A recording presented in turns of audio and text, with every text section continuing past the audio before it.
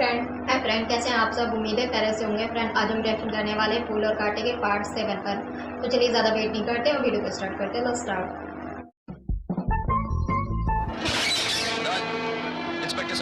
Inspector साहब मेरे बेटे को किसी ने किडनैप कर लिया है। गाड़ी का नंबर है MMU 3320। आप जल्दी से कुछ कीजिए।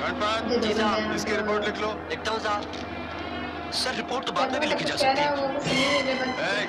हमको कानून मत सिखा, और ये सुर है ना, इसे नीचे करके बात कर। सॉरी सर, लेकिन आप देर मत कीजिए, जल्दी चलिए प्लीज। यहाँ पहले रिपोर्ट दर्ज होती है, फिर एक्शन लिया जाता है, समझे? अच्छा तो इनको हमने थोड़ी कर जाना चाहिए था, मेरे हल कर देंगे।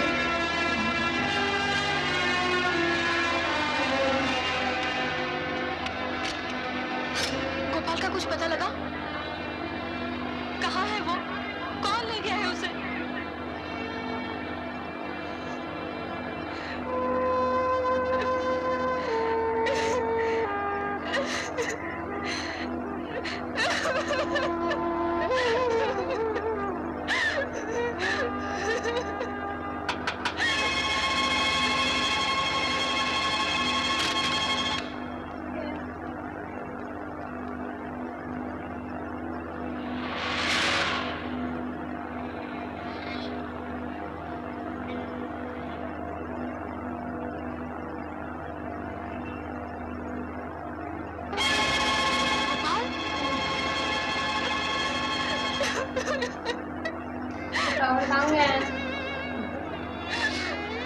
निशाने भेज रहे हैं।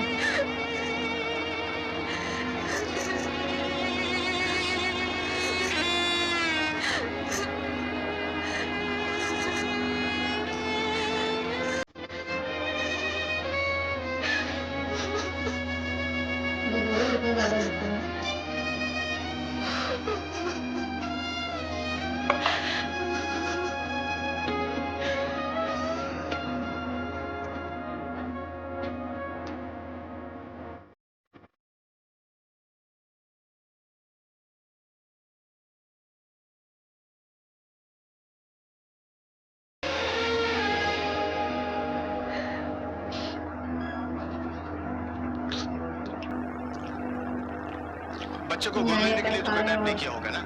ऐसे काम पैसे के लिए किए जाते हैं। अगर पैसे के लिए किडनैप नहीं किया है तो उसकी एक वजह हो सकती है, दुश्मनी। तुम्हारी दुश्मनी है किसी के साथ?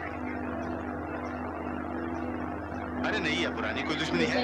रॉकी तो है। अगर दुश्मनी भी नहीं है तो ऐसा हो सकता है कि तुम्हारे किसी चाहने वाले के किसी दुश्मन ने अपनी दुश्मनी निकालने के लिए तुम्हें मोरा बनाया। गेहूं के साथ खून भी पिसता है, समझे? गेहूं के साथ खून भी पिसता है। आने दो।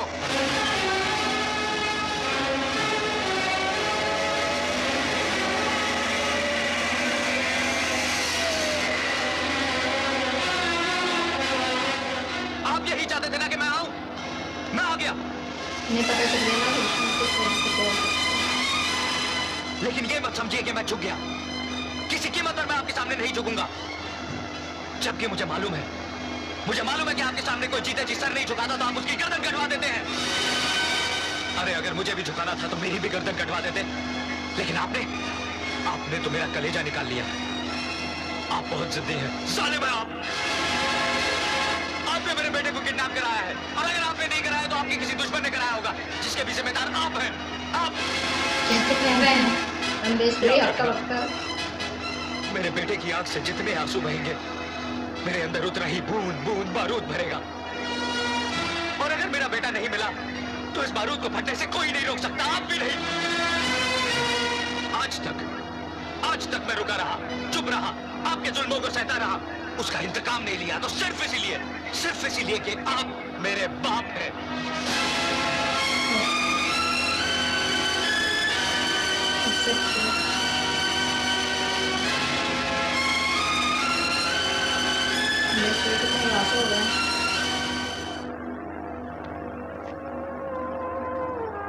बचपन की फोटो देखकर आज भी बैठे हैं।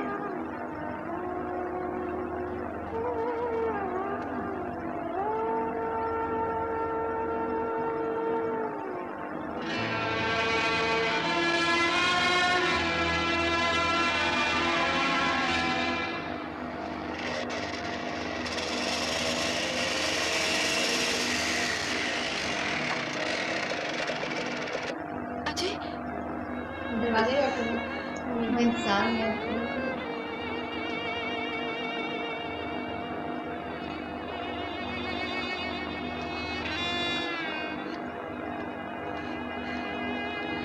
तुम तो ये कह कर गए थे कि ऑफिस जा रहे हो, लेकिन तुम वहां गए नहीं। बच्चे के बनना मैंने जो ऑफिस उनकी फोन जिंदगी किया। में खाली होती है। कहाँ गए थे? गोपाल को ढूंढने। कहाँ? बस यूं ही सड़कों पे भटक रहा था। तुम मुझसे कुछ छुपा रहे हो? नहीं, बिल्कुल नहीं। नहीं, तुम जरूर कुछ छुपा रहे हो। तुम्हें जो करना हो करो, लेकिन मेरे गोपाल को मेरे पास जल्दी से ले आ जाए। मैं उसके बगैर नहीं जी सकती, नहीं जी सकती।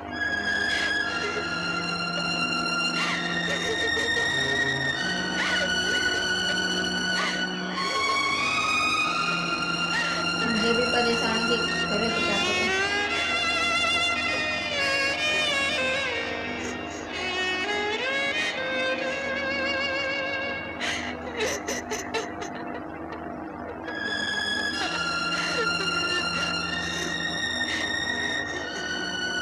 घबराओ नहीं, गोपाल को ढूंढने के लिए मैं हद से गुजर जाऊंगा।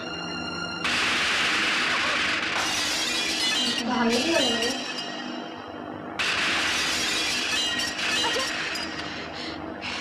तुम्हें मेरी कसम।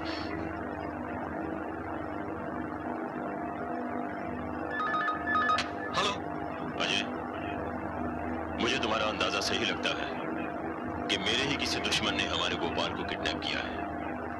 वो लोग मुझसे अपनी दुश्मनी का बदला लेने के लिए तुम दोनों पर भी अटैक कर सकते हैं। इसलिए मेरी राय है कि तुम दोनों यहाँ मेरे पास आ जाओ। नहीं, हम अर्गिज़ आपके पास नहीं आएंगे। अजय बेटा, मेरी बात समझने की कोशिश करो। मान लो कि मैंने गोपाल को दुश्मनों से छुड़ा भी लिया, लेकिन अगर इस दौरान तुम दोनों को कुछ हो गया तो क्या होगा? क्या होगा? मेरी तरह वो भी बिन माँ बाप के जी लेगा।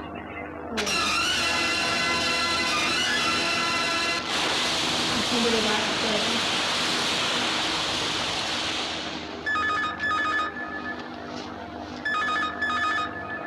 हेलो अजय बेटा, जरा ठंडे दिमाग से सोचो और मेरी बात समझने की कोशिश करो। इधर ये भी मिस्टर सुनने नागेश्वर, को सुनने को हमें जो भी सहना होगा सह लेंगे। हमें अपने जख्मों के लिए आपके मरहम की जरूरत नहीं। अजय, अजय, आज तक तुमने मुझसे ये बात क्यों छुपाई कि नागेश्वर तुम्हारे डैडी हैं? मैंने फोन पे सब सुन लिया है। बोलो, ये बात तुमने क्यों छुपाई? मैं ये नहीं चाहता था कि तुम्हें ये मालूम हो कि मैं एक स्मगलर, गुंडे, एक हत्यारे का बेटा हूं। क्या तुम्हें मेरे प्यार पे विश्वास नहीं था? विश्वास था, मगर मैं अपनी तकदीर से डरता रहा। आज तक मेरी तकदीर मुझसे हर चीज छीनती आई है। मैं तुम्हें किसी कीमत पर नहीं खोना चाहता था पूजा। किसी को पाने के लिए झूठ का सहारा लेना, बोलो, क्या ये मोहब्बत है? जो प्यार करके भी प्यार पर पूरा विश्वास ना करे, बोलो, क्या ये मोहब्बत है? ये मोहब्बत नहीं, साजिश है, साजिश। अब तो ऐसे लगता है कि मैंने तुम्हारे साथ एक प्यार भरी जिंदगी नहीं, एक झूठी जिंदगी गुजारी है, जिसमें प्यार नहीं, सच्चाई नहीं, विश्वास नहीं, सब झूठ था, झूठ। पूजा, छोड़ो मुझे। तुम सच क्या मानती हो? जरा सी प्रॉब्लम आती यही है कि सबका, नागेश्वर मेरा लेकिन बाप है? कितने जरा डगमगा जाता है किसी को। हाँ, रिश्ते में वो मेरा बाप जरूर है, मगर कर्म से वो एक ऐसा नाग है जिसने मेरी सारी जिंदगी डस ली। उसने मेरे बचपन के अरमानों का गला घोट दिया। उसने मुझसे मेरी माँ छीन ली। वो किसी का बाप नहीं, किसी का पति नहीं, वो हवस का पुजारी है, दौलत का पुजारी है, जिसने बड़ा आदमी बनने के लिए बड़े बड़े सपने देखे और उनको साकार करने के लिए सबसे पहले उसने मेरी बाप और मेरी खुशियों का गला घोट दिया। जानती हो किस तरह? अजय देवगन कितने ज़्यादा परेशान है। इस परेशानी में जब वो पुलिस स्टेशन आते हैं तो तब वहाँ से बहुत अच्छा कॉपरेशन भी नहीं मिलता है, और अगर पुलिस इंस्पेक्टर उन्हें बहुत अच्छा कॉपरेट करते तो उन्हें हौसला होता है, थोड़ी हिम्मत बनती है। लेकिन पुलिस इंस्पेक्टर उनसे इतना ज़्यादा रूडली बात करते हैं कि उन्हें खुद नहीं समझ में आता करे तो क्या करें। उन्होंने पहले अमरीशपुरी के पास जाना चाहिए था। नहीं जा सकते थे ना। इतनी हेल्प करते हैं तो हेल्प करते लेकिन वो नापसंद करते तो कैसे जा सकते हैं, कहेंगे किसी याद है वो। और बाद में जब दूसरे दिन जब जाते हैं तो वो कहते हैं, पुलिस इंस्पेक्टर कहते हैं शायद ये आपके किसी दुश्मन का काम होगा, आपका कोई दुश्मन है। तो तब अजय देवगन को गुस्सा आता है कि ये तो या मेरे ये दुश्मन हो सकते हैं, मेरे दुश्मन तो बच्चे नहीं। तो ये मेरे फादर के दुश्मन का काम हो सकता है, ये मेरे फादर का ही काम हो सकता है। तो कैसे जाके उन्हें चैलेंज करते कि अगर मेरे बेटे को कुछ हो गया तो मैं ये कर दूंगा, मैं वो कर दूंगा। मैं बहुत बुरी तरह से दुखी हैं। और अमरीश पुरी बुलाते भी हैं कि हमारे दुश्मन तुम पर भी हमला कर सकते हैं, और उससे पहले उन पर हमला हो भी चुका होता है। लेकिन अजय देवगन कहते हैं नहीं हम ठीक है, हम नहीं जाएंगे। लेकिन बाद में जब दूसरी बार जब कहते हैं तो मधु सुन लेती हैं, और मधु जो है उन्हें उनके सच्चाई जानना चाहती हैं और कहते हैं कि अच्छा मैं बताता हूँ कि मैंने क्यों छुपाया कि ये नागेश मेरे पापा हैं। तो फ्रेंड आई होप कि आपको ये सीन बहुत प्यारा लगा होगा। अगर अच्छा लगा हो तो वीडियो को लाइक करें, शेयर करें और चैनल को सब्सक्राइब करें। तो मिलेंगे फिर अगली वीडियो में, तब तक के लिए टाटा बाय बाय।